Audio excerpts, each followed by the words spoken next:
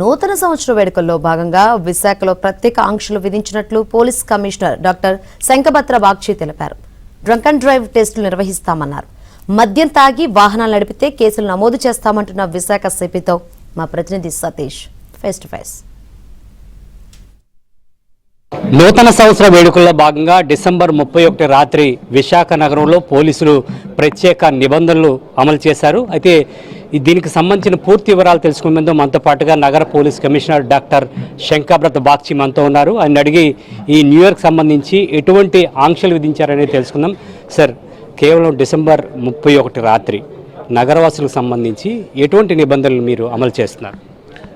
ఒకవైపు traffic rules పాటించడం, triple riding, drunk and driving, stunt, modified సైలెన్సర్తో బైక్ డ్రైవింగ్, హెల్మెట్ లేకుండా డ్రైవర్ కానీ pillion rider driving, seat belt ధరించకుండా 4 వీలర్లో ఉండడం, మొబైల్లో మాట్లాడుతూ driving, stunt, reckless driving, signal jumping, ఇవన్నీ చేస్తే కఠినంగా ప్రవర్తించడం జరుగుతుంది.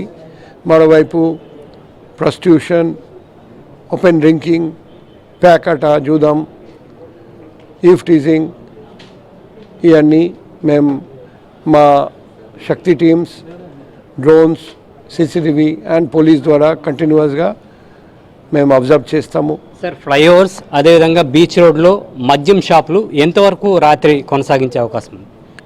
వైన్ షాప్ రాత్రి 12 వరకు ఆ రోజు ఓపెన్ పెట్టొచ్చు. బార్స్ రాత్రి 1 గంట వరకు ఓపెన్ పెట్టొచ్చు. ఆ టైం తర్వాత ఎవరైనా ఓపెన్ చేయడానికి ప్రయత్నం చేస్తే మేము చట్ట ప్రకారంగా చర్య తీసుకుంటాం. అండ్ పోలీస్ వాళ్ళు కంటిన్యూస్గా బీచ్లో తిరుగుతారండి. పబ్లిక్ పోలీస్ వాళ్ళకు సహకరించాలి, చట్టం పాటించాలి. అదేవిధంగా ట్రిపుల్ రైడ్ చేసే వాళ్ళపైన మా డ్రంక్ అండ్ డ్రైవ్ టెస్టులు ఎప్పటి నుంచి స్టార్ట్ అవుతాయి?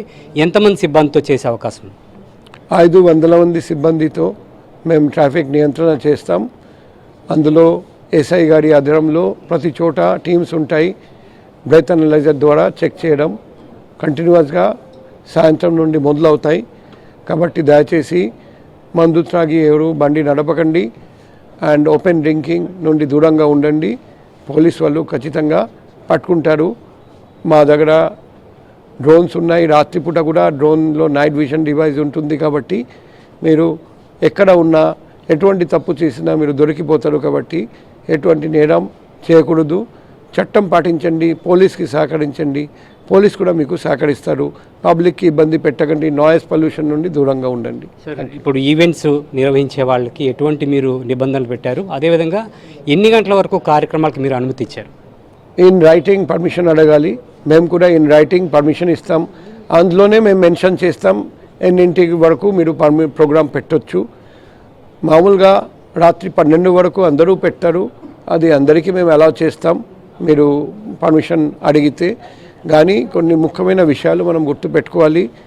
అక్కడ అశ్లీలత కానీ డ్రగ్స్ కానీ మనం అలౌ చేయకూడదు. లోపల పార్కింగ్ ఏర్పాటు చేయాలి, బయట వెహికల్ పార్కింగ్ చేయకూడదు. Fire safety certificate, electrical safety certificate మీరు తెప్పించండి.